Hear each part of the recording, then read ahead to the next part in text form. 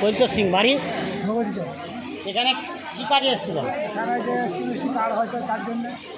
আচ্ছা, আর health check up camp হচ্ছে, হেলথটা check up করে নিচ্ছেন? হ্যাঁ।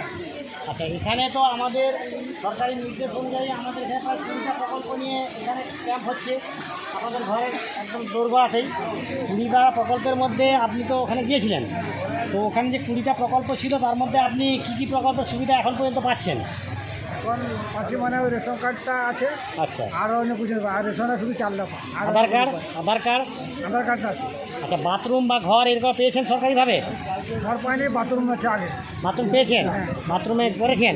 ব্যবহার করছেন তো বাথরুম? হ্যাঁ করছে, এখন আগে দিয়েছিল, সেটা ভেঙে গেছে। তাহলে এখানে কী কী সুবিধা পাননি তার মধ্যে দুটো একটা বলতে পারবেন? কী কী সুবিধা পাননি এখানে যেগুলো নাম নথিভুক্ত করেছেন? এখানে শুধুমাত্র এই ভাতা মাতা এসব কিছু পাইনি। আচ্ছা, ওগুলো পাওয়ার জন্য আপনি আবার আবেদন আজকে করলেন, নাম নথিভুক্ত করলেন তো? তো বাকি হেলথ চেক আপ ক্যাম্পটা হচ্ছে, আপনি এখানে হেলথ চেক আপ করছেন। তো সব মিলিয়ে আপনাদের যে একদম ঘরের কাছে আমাদের এই যে ক্যাম্প পরিষেবা দেওয়ার জন্য আপনার কীরকম লাগছে এই সম্পর্কে আপনি দু এক কথা বলুন। শুধু খুব ভালো লাগছে। ভালোটা কী কারণে লাগছে? এই যে এইসব যে কাজ হচ্ছে এখন হচ্ছে, সেগুলো হচ্ছে এখানের জন্য খুব এখন ভালো কাজ হচ্ছে।